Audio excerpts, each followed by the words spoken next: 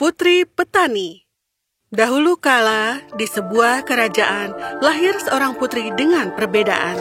Putri Belzoa lahir dengan kecintaan pada pertanian. Dia bersemangat tentang hal itu dan menyukainya.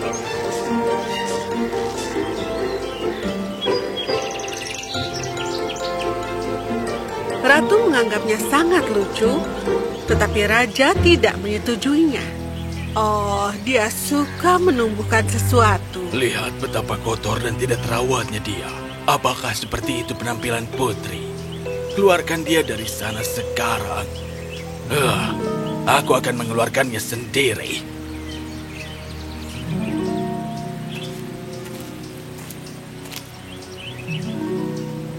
Oh, jangan buat dia menangis seperti itu.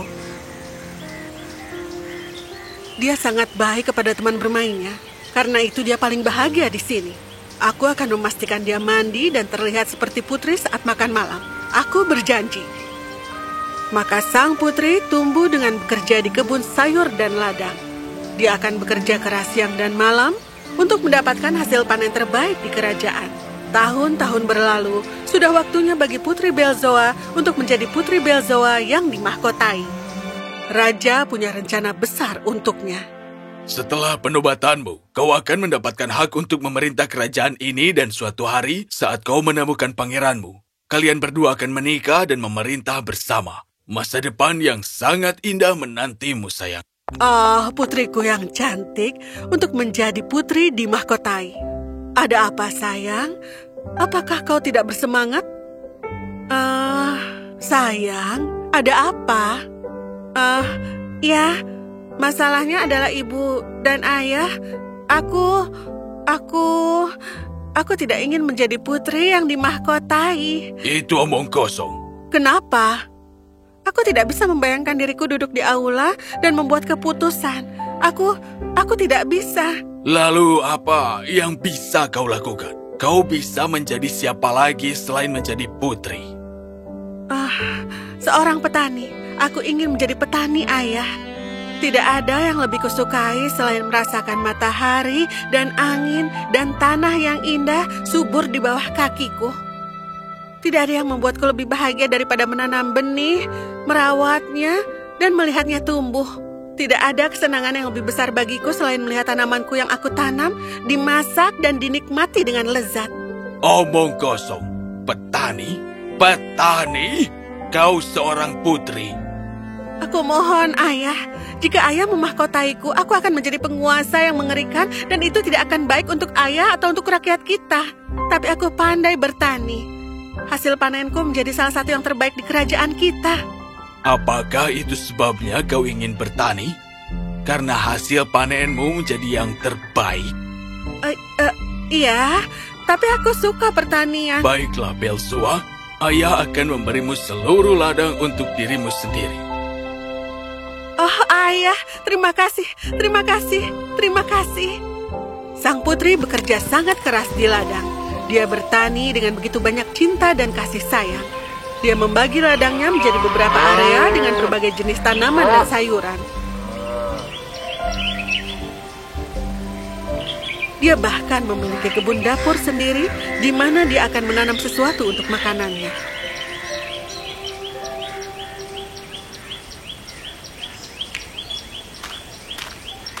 Kau pasti lapar, kan? Tolong jangan makan hasil panen. Datang ke sini dan ambil ini. Kau memiliki hak yang lebih besar dalam hal ini daripada kami manusia. Ini dia.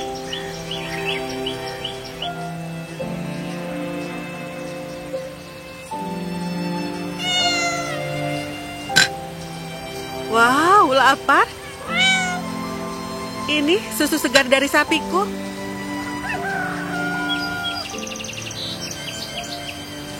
Jaring yang indah. Kau seniman.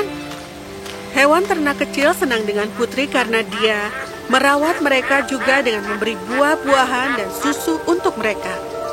Kecintaan sang putri merawat tanamannya membuat mereka terasa begitu indah dan juga lezat.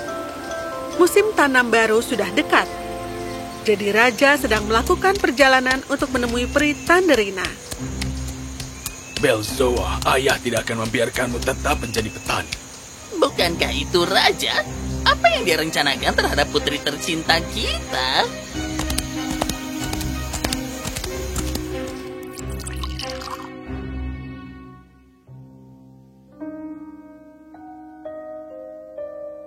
Ingatlah, aku telah menyelamatkanmu sekali dan kau berjanji untuk mematuhiku setiap kali aku membutuhkan bantuanmu. Tentu saja, Yang Mulia. Ya, waktu itu telah tiba. Apa yang bisa aku lakukan untukmu?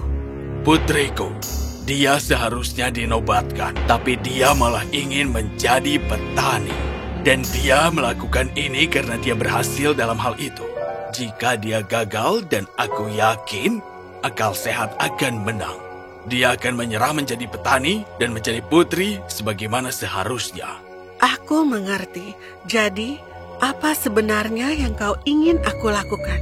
Kirim kekeringan agar tanaman yang putriku tanam hancur. Aku tidak bisa membuat kekeringan datang hanya di satu ladang. Itu akan datang di seluruh kerajaan. Baiklah, lumbung kami penuh. Kerajaanku bisa bertahan dari kekeringan.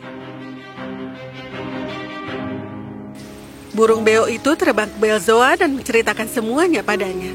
Lalu sang putri memilih sepetak tanah tepat di sebelah dasar sungai untuk menabur benihnya.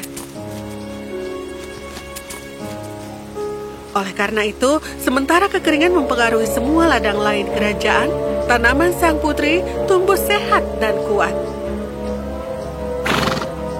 Raja sangat kecewa. Dia kembali ke peri. Kali ini juga burung beo mengikutinya. Ladang putriku, baik-baik saja dan subur. Aku tidak suka itu. Untuk musim tanam ini, kirimkan banjir di atas sungai sehingga tanamannya akan hancur. Banjir akan memengaruhi semua ladang lain juga. Tidak masalah, kami akan bertahan. Tapi aku tidak ingin seorang putri menjadi petani. Burung beo itu menceritakan kepada sang putri. Jadi, untuk musim tanam berikutnya, sang putri menanam tanamannya di lereng bukit sehingga tidak ada banjir yang bisa mencapainya dan air akan meluncur di lereng bukit dan membiarkan tanamannya dengan aman. Raja merasa sangat kesal.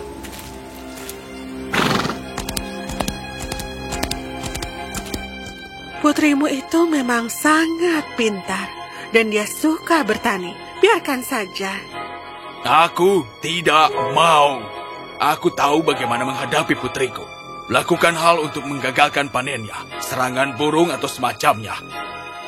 Ya, itu akan berhasil. Kirim gerombolan burung untuk memakan biji-bijiannya.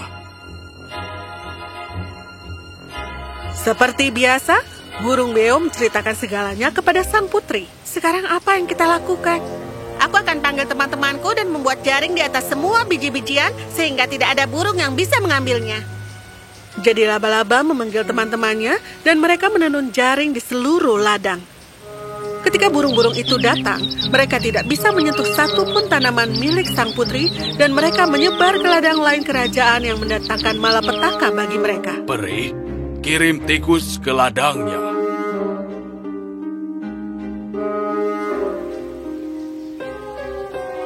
Jangan khawatir, Putri. Teman-temanku dan aku akan menggali parit di sekitar ladangmu untuk menjebak tikus. Dan kehadiranku dan teman-temanku akan membuat mereka merasa takut. Dan seperti biasa, ladang sang putri lebih aman, sementara tikus merusak tanaman di semua ladang kerajaan lainnya.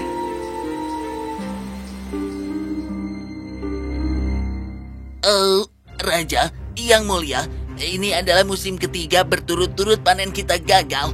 Sekarang kerajaan kita pasti akan kelaparan.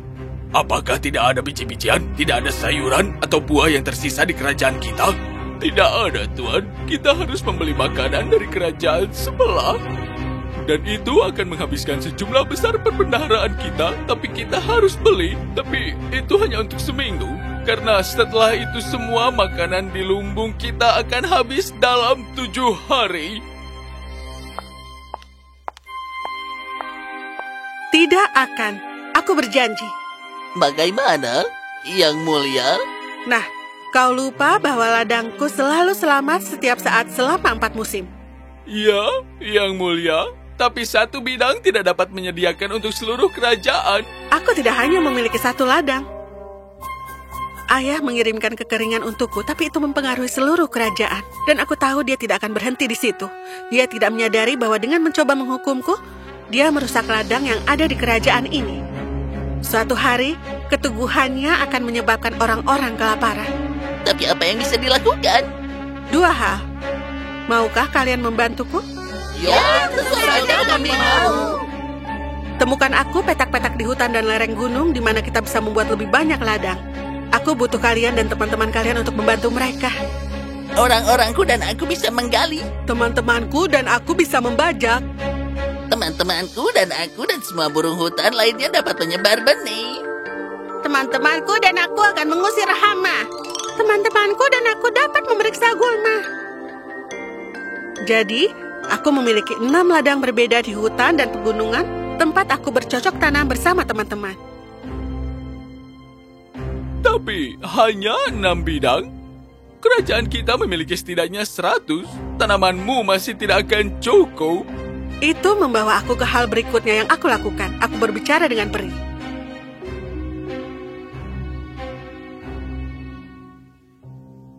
Aku butuh bantuanmu, oh peri. Aku sangat menyesal atas apa yang aku lakukan untuk ayahmu. Tapi aku harus menepati janjiku padanya. Ditambah, terkadang satu-satunya cara orang dapat belajar adalah dengan membuat kesalahan. Dan ayahmu membuat kesalahan besar dengan membuat hasil panennya sendiri dihancurkan. Aku hanya berharap pada saat dia menyadari kesalahan besar yang telah dia lakukan, itu belum terlambat. Itu sebabnya aku harus meminta bantuan ini darimu.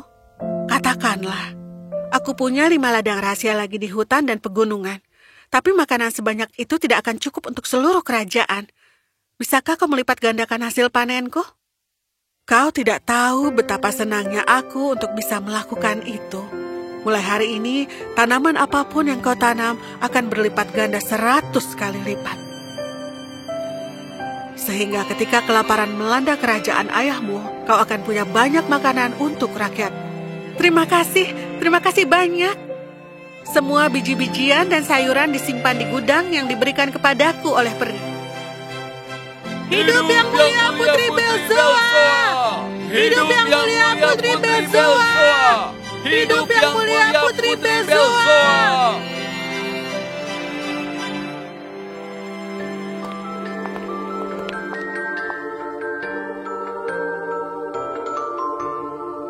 Ayah sangat menyesal. Sebagai petani, kau penguasa yang lebih baik di kerajaan ini daripada ayah sebagai raja. Maafkan ayah, Belzoa. Dan maaf untuk kalian semua. Sekarang aku menyadari betapa terhormatnya menjadi petani. Ayah bangga padamu, Belzoa. Ya, kerajaan diselamatkan dari kelaparan berkat Putri Belzoa, dan itu membuat dia dikenal sebagai Putri Petani. Banyak pangeran menganggap itu agak aneh, tetapi salah satunya, Pangeran Richard, menganggapnya mengagumkan. Dia datang untuk bertemu. Ya, kita tidak tahu apakah mereka jatuh cinta atau tidak, tapi mereka sungguh menikmati bertani bersama. Mungkin suatu hari nanti, siapa yang tahu?